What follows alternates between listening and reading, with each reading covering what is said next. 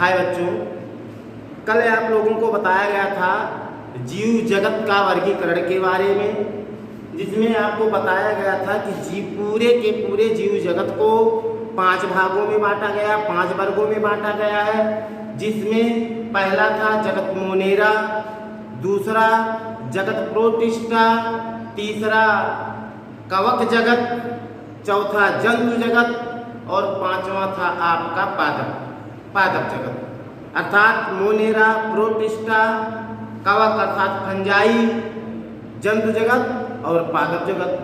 तो कल आप लोगों को पादप जगत के बारे में छोड़कर अन्य सभी के बारे में बताया गया, तो आज आप लोगों को पादप जगत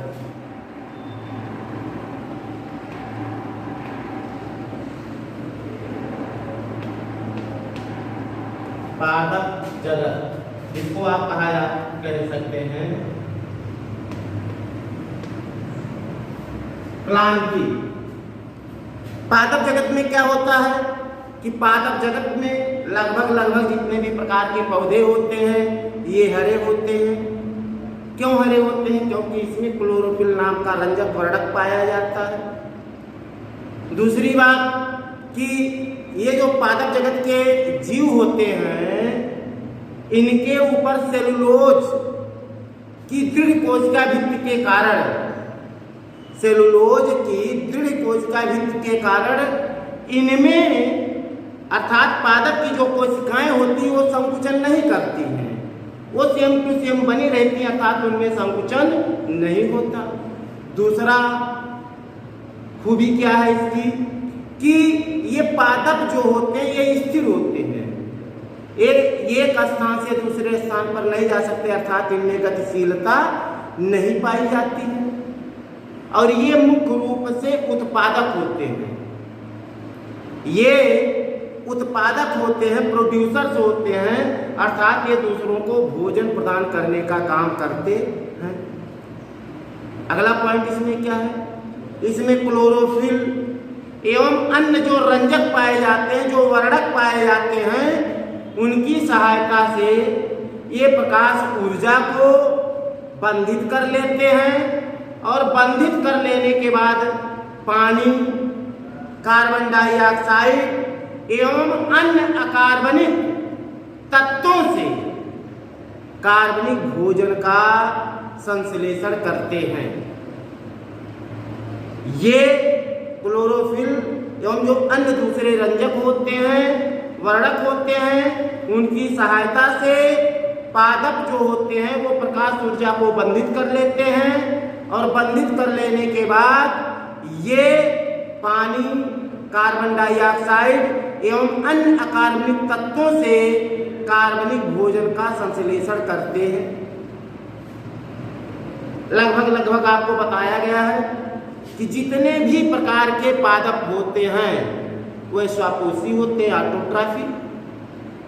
लेकिन कुछ पौधे ऐसे होते हैं जो विषमपोषी होते हैं। और ये विषमपोषी पौधे ऐसे पौधे होते हैं जो पुष्पी पादप की श्रेणी में आते हैं, जो पुष्पी पादप की श्रेणी में आते थे। तो ये तो था आपका जीव जगत का वर्गीकरण, जिसमें आपने देखा कि पूरे के पूरे जीव जगत को 5 भागों में बांटा गया है। मोनेरा, प्रोटिस्टा, कवक, जंतु जगत और पादप जगत। इसके बाद हमारा अगला पॉइंट है वायरस।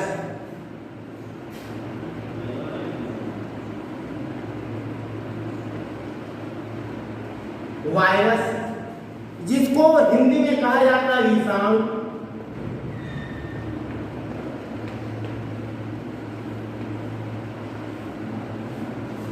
विषाणु तो सबसे पहले हम विषाणु के बारे में देखते हैं कि विषाणु है क्या। विषाणु जो होता है ये न्यूक्लिक अम्ल और प्रोटीन का बना होता है, न्यूक्लिक अम्ल और प्रोटीन का। विषाणु अर्थात विषधन अणु। विषाणु की खोज किसने की थी? सबसे पहले विषाणु के बारे में पता लगाया था 1796 ईस्वी में एडवर्ड जेनर ने। लेकिन बाद में इसके बारे में गहन अध्ययन किया था ये रूस के वैज्ञानिक थे आइवानोवस्की ने 1892 में इसकी खोज की थी। इन्होंने तंबाकू की पत्ती पर ये जो चितेरी नामक रोग था उसका अध्ययन करने के बाद विषाणु के बारे में खोज किया था। ये विषाणु जो होता है जीवाणु से बहुत छोटा होता है। विषाणु का अर्थ होता है विष धन अणु, विष के छोटे छोटे अणु। विषाणु जो होता है या वायरस जो होता है ये प्रोटीन तथा न्यूक्लिक अम्ल से मिलकर बना होता है। ये जंतु तथा पादप जंतुओं में भी और पौधों में भी अनेक प्रकार के रोग उत्पन्न करते हैं। पौधों में भी और जंतुओं में भी ये अनेक प्रकार के रोग उत्पन्न करते हैं। और इनकी सबसे बड़ी बात ये होती है कि ये लगभग हमेशा मृत अवस्था में रहते हैं। लेकिन जब ये किसी जीवित या सजीव के संपर्क में आते हैं तो ये अपनी एक्टिविटीज को शुरू कर देते हैं। वायरसों की माप कितनी होती है? वायरस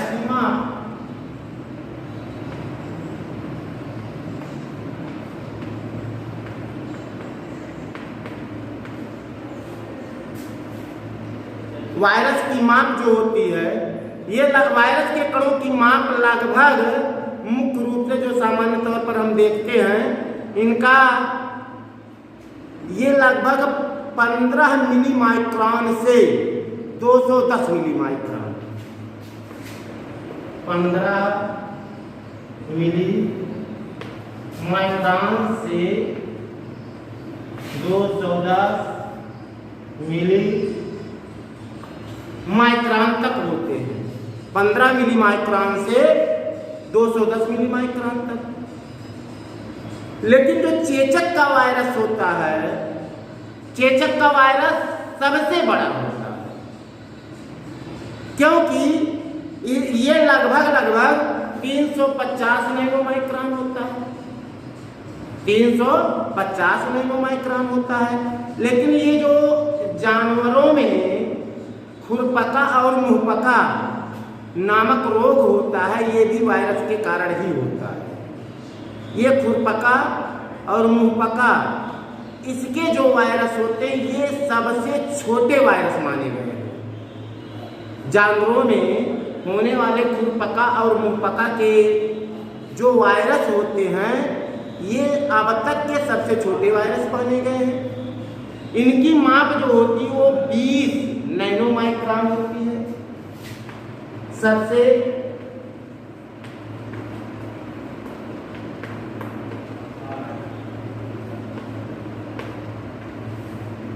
बड़ा वायरस किसका होता है? चेचक का। और सबसे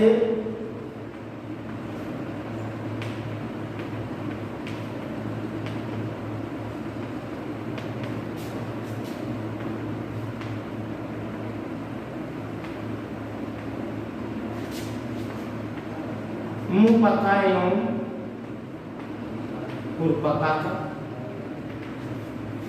मुंहपका एवं खुरपका का जो वायरस होता है ये सबसे छोटा होता है, लगभग 20 नैनोमाइक्रोन व्यास। इसके आगे हम देखते हैं कि वायरसों का हम वर्गीकरण कैसे करते हैं।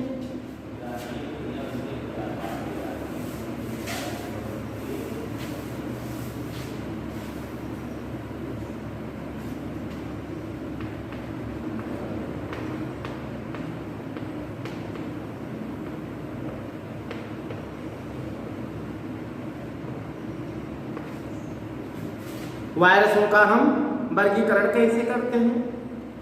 वायरसों का वर्गीकरण जो है इनको हम 3 श्रेणियों में बांट सकते हैं। पहला होता है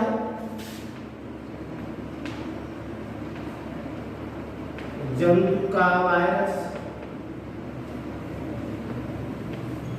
जिसको आप क्या कह सकते हो,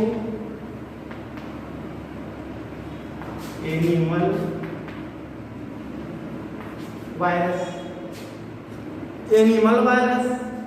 दूसरा है पादपों का वायरस,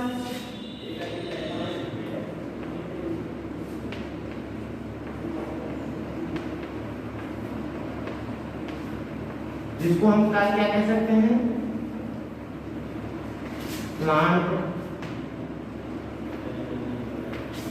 प्लांट वायरस। कौन सा वायरस? Plant virus. और तीसरा होता है जीवाणुओं का वायरस।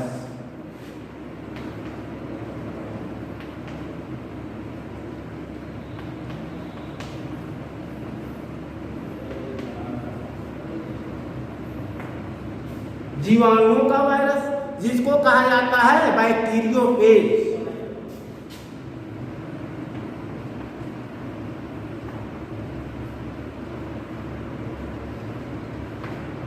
बैक्टीरियोफेज अर्थात ये जो जंतुओं के वायरस होते हैं इनको हम एनिमल वायरस कहते हैं या जूओफैगिनी, एनिमल वायरस या जूओफैगिनी। जो पादपों का वायरस होता है उसको हम प्लांट वायरस या फाइटोफैगिनी कहते हैं। जंतुओं पादप वायरस, प्लांट वायरस या फाइटोफैगिनी। और तीसरा जो बैक्टीरियो का वायरस होता है या जीवाणुओं का वायरस होता है उसको हम बैक्टीरियोफेज या फैगिनी कहते हैं। तो ये तो था हमारा कि जीवाणुओं का वर्गीकरण हम कैसे करते हैं। अगला पॉइंट है हमारा कि इन वायरसों में, इन विषाणुओं में जनन कैसे होता है। विषाणुओं में जनन, इनको हम मिटा दे रहे हैं।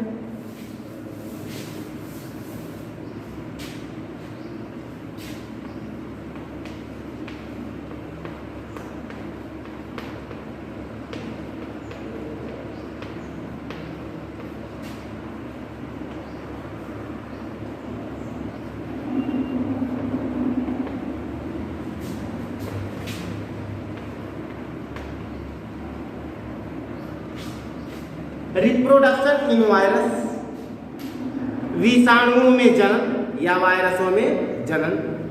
आप लोगों को बताया गया है या फिर से आप देख सकते हैं कि विषाणु न्यूक्लिक अम्ल और प्रोटीन के बने होते हैं। ये विषाणु जब तक सजीव के संपर्क में नहीं होते हैं तब तक ये निर्जीव होते हैं। सैकड़ों वर्षों तक अगर कोई भी विषाणु, कोई भी वायरस किसी जीवित कोशिका के संपर्क में नहीं आया है, सैकड़ों वर्षों तक, हजारों वर्षों तक अगर कोई वायरस किसी सजीव के संपर्क में नहीं आया है तो वैसे का वैसे निर्जीव पड़ा रहेगा। लेकिन जैसे ही ये किसी सजीव कोशिका के संपर्क में आता है ये तुरंत सजीव की श्रेणी में आ जाता है। वायरस अविकल्पी परजीवी होते हैं। सजीव कोशिकाओं के बाहर जब ये होते हैं तो ये एक केवल निर्जीव न्यूक्लियोप्रोटीन होते हैं। ये निर्जीव न्यूक्लियोप्रोटीन के कण होते हैं। लेकिन परपोषी कोशिका में जैसे ही ये संपर्क में आते हैं या प्रवेश करते हैं, अर्थात ये जैसे ही किसी परपोषी कोशिका के संपर्क में आते हैं ये उस परपोषी जीव का विनाश करना शुरू कर देते हैं। धीरे धीरे जिसके संपर्क में आते हैं उसको ये नष्ट करना शुरू कर देते हैं। और जो जिस परपोषी जीव के संपर्क में ये आए हैं ये उसके उपापचयी, ये उसके उपापचयी यांत्रिकी का उपयोग करते हैं और अपने जीवों और कैप्सिड प्रोटीन अणुओं का संश्लेषण करने के बाद संतति वायरल कणों का निर्माण कर देते हैं और इनकी संख्या धीरे धीरे बड़ी तेजी से बढ़ने लगती है। इस प्रकार के वायरल कणों में तेजी से वृद्धि होती है। ये जिन वायरल कणों को संश्लेषित करते हैं उनकी संख्या में तेजी से वृद्धि होती है। वायरस में लाइटिक और लाइसोजेनिक जीवन चक्र होते हैं। हम ये भी देखते हैं कि ये वायरस कौन कौन से रोग उत्पन्न करते हैं। वायरस अनेकों प्रकार के रोग उत्पन्न करते हैं। जैसे आप लोगों ने देखा कि ये जंतुओं में भी रोग उत्पन्न करते हैं और पादपों में भी रोग उत्पन्न करते हैं। रोग जिसके कोशिका में या जिसके शरीर में प्रवेश कर जाते हैं उसको धीरे धीरे ये पूरी तरह से नष्ट कर देते हैं। तो वायरसों के द्वारा हमको कौन कौन सा रोग होता है इसको हम देखते हैं। वायरस जनित रोग।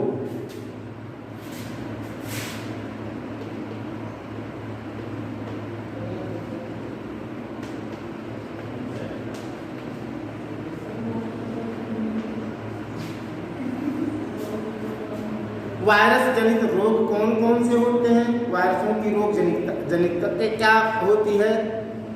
तो सबसे पहले हम ये देखते हैं कि ये विषाणु जो होते हैं पादपों में कौन कौन से रोग होते हैं। अर्थात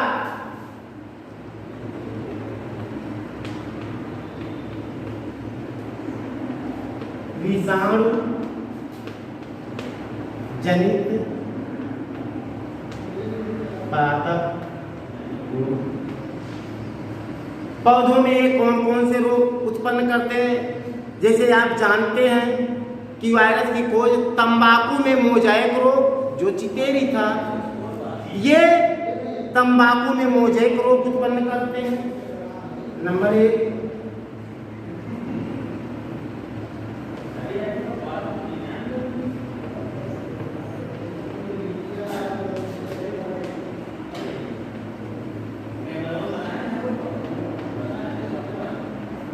तंबाकू में मोजेक रोग उत्पन्न करते हैं। ईख में भी, जो आप लोग गन्ना जानते हो, ये ईख में भी मोजेक रोग उत्पन्न करते हैं।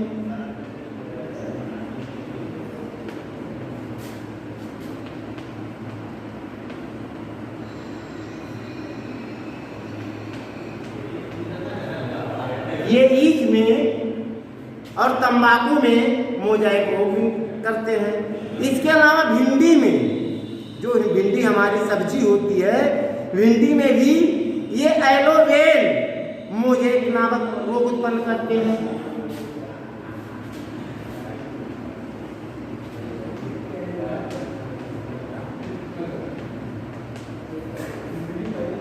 भिंडी में कौन सा रोग?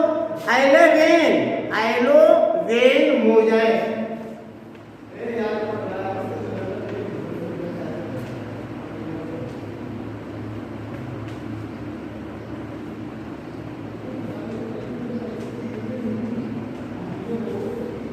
एलोवेन मोजाइक रोग। इसके अलावा पपीते में कर्ल लीफ, पपीता जो हमारा होता पपाया, उसमें भी ये कर्ल लीफ नामक रोग उत्पन्न करते हैं।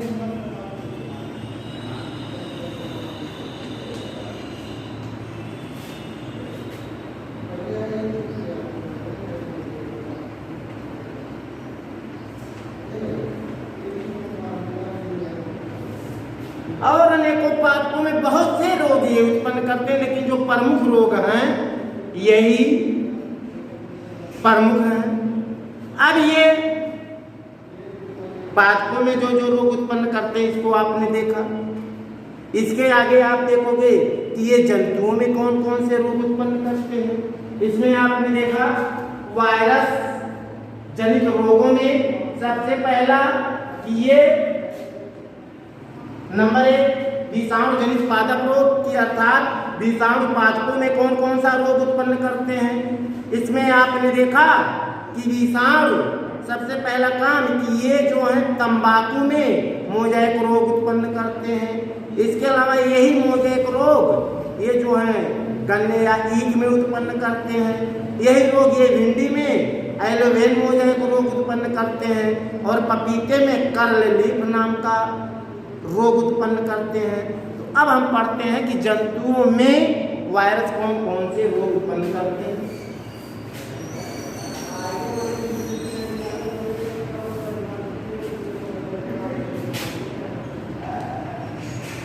विषाणु जनित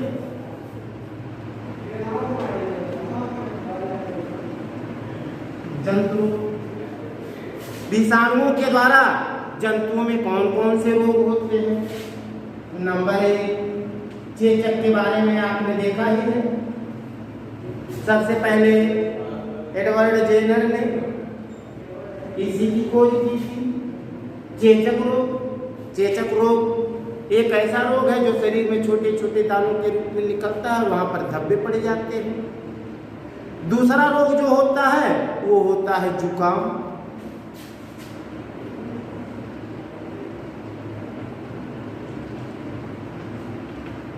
जुकाम में क्या होता है?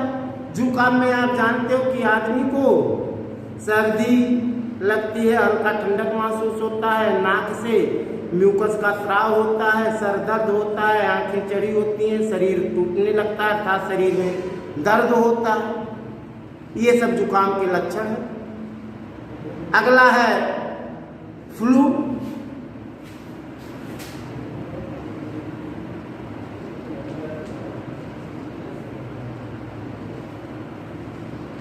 अगला डेंगू। फ्लू हो गया, डेंगू हो गया, आपका पी लिया। ये फ्लू भी सर्दी से मिलता जुलता एक रोग है। डेंगू में होता क्या है कि आप जानते हो कि हमारे शरीर में जो रुधिर होता है ये किस चीज से मिलकर बना होता है? प्लाज्मा और रुधिर कणिकाओं से। तो हमारे शरीर में रुधिर कणिकाएं 3 प्रकार की होती हैं। लाल रुधिर कणिकाएं, श्वेत रुधिर कणिकाएं और रुधिर प्लेटलेट्स। जब हमारे शरीर में डेंगू का वायरस अटैक करता है तो ये हमारे शरीर में जो प्लेटलेट्स की संख्या होती है उनको बड़ी तेजी से स्लो करना शुरू कर, उनको खत्म करना शुरू कर देती है। अगर समय पर इलाज नहीं हुआ तो आदमी की मृत्यु भी हो सकती है। ये आपका डेंगू हो गया। डेंगू के अलावा पीलिया, डेंगू के अलावा पोलियो, डेंगू के अलावा पोलियो।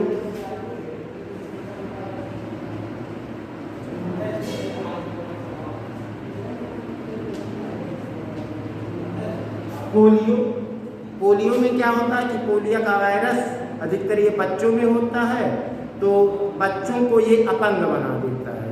इसीलिए हर देश की सरकारों ने पोलियो ड्रॉप बच्चों के लिए अनिवार्य कर दिया। 1 से 5 साल तक के बच्चों को पोलियो ड्रॉप देना जरूरी होता कम से कम। इसको लेने के बाद बच्चे जिंदगी में कभी भी अपंग नहीं होते। अगला है खसरा।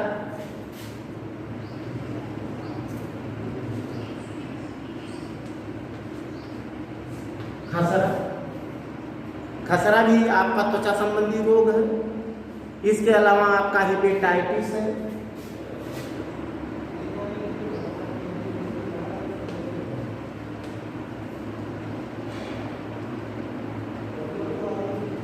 ये भी एक जापानी बुखार है। अगला है कंजक। इसके अलावा एड्स।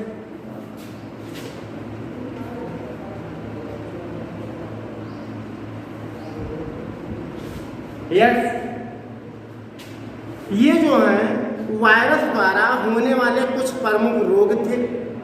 ठीक,